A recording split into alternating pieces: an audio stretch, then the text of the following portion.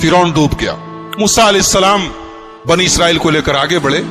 आगे पहुंचे तो अल्लाह ताला ने मूसा अलैहिस्सलाम को कूहे तूर पे बुलाया और कहा कि ऐ मूसा, हम तुम्हें अपनी किताब देंगे, तुम्हें कुछ खास अहकामात देंगे, उसके लिए तुम्हें तूर पहाड़ के ऊपर आना पड़ेगा। और 40 दिन तक मूसा अलैहिस्सलाम तूर पहाड़ पे थे। और आपको एक बात बता दूं मैं कि मूसा वो इकलौते नबी हैं जिनसे अल्लाह ने डायरेक्ट बात किया है। किसी फरिश्ते का बीच में वास्ता नहीं था, अल्लाह ने डायरेक्ट बात की है मूसा से। जब भी बात की है डायरेक्ट बात की। तो हजरत मूसा ने कहा कि अल्लाह, मैं आपको देखना चाहता हूं। अल्लाह ने कहा लन तरानी, तो मुझे कभी नहीं देख सकते। बाज उलमा ने कहा है कि अल्लाह ताला को मूसा ने कहा लन तरानी, अल्लाह ने कहा तुम मुझे कभी नहीं देख सकते। इससे पता चला कि अल्लाह को कोई देख नहीं सकता, कभी नहीं देख सकता।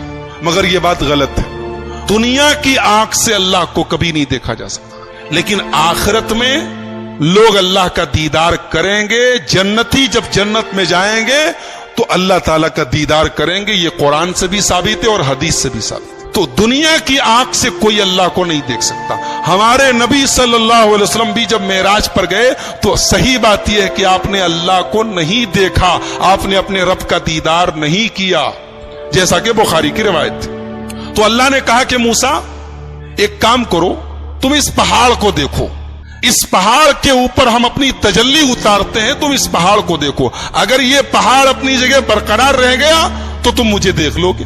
फलम्मा तजल्ला रब्बुहु लिलजबली जअलहु दक्का, जब अल्लाह ने अपनी तजल्ली उतारी है पहाड़ के ऊपर, पहाड़ रेजा रेजा हो गया। वखर्र मूसा सईका, और मूसा बेहोश होकर गिर पड़े।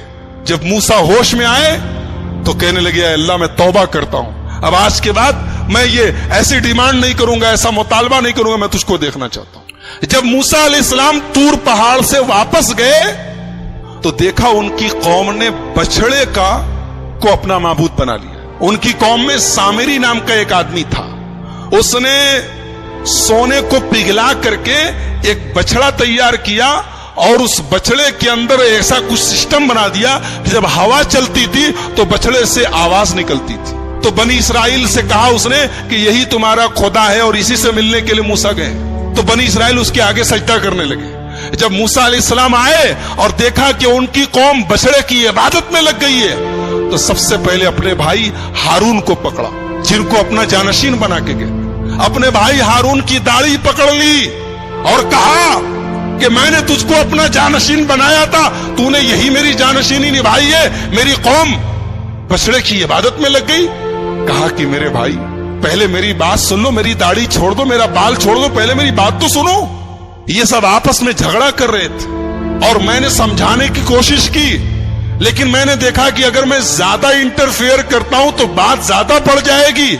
मैंने आपके आने का इंतजार किया, मैंने और कुछ नहीं किया। मूसा अलैहिस्सलाम ने बुलाया सामरी को, बोला ये बता तूने ये क्या किया है, ये तूने बछड़े को क्यों बनाया है?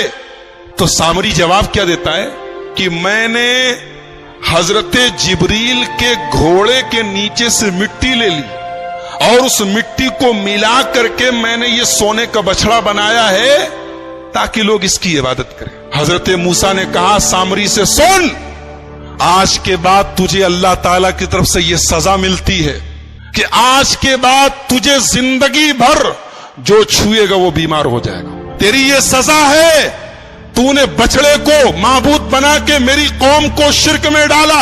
अब तुझे ये सजा मिलती है कि तू जिंदगी भर अनटचेबल हो जाएगा, तुझे जो टच करेगा बीमार पड़ जाएगा।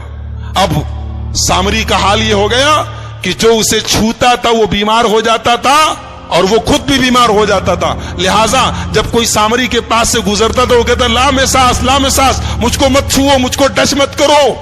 और उसके बाद हजरत मूसा ने कहा कि तेरा ये जो सोने का माबूद है ना, देख इसका मैं क्या अंजाम करता हूं। उसको आग में जला के हजरत मूसा अलैहिस्सलाम ने पानी में फेंकवा दिया। कहा कि जिसको तुम लोगों ने अपना माबूद बनाया तो देखो उसका हम ये हाल करने जा रहे हैं।